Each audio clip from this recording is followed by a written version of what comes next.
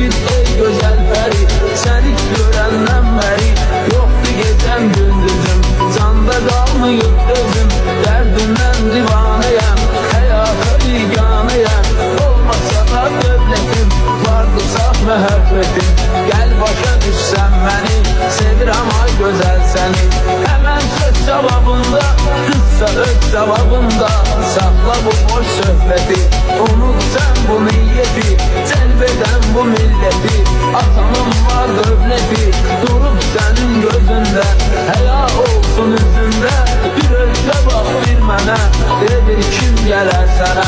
Bu söhbət çox uzanmır, qız yolundan yuvanmır. Günün gün ortasında, tek yolun ortasında. Değişir həyat bir anlıq, çökür gözünə qaranlıq. Ürəyində qəm kədər, evinə dönür bir səhər. Uzadayır iki əlli.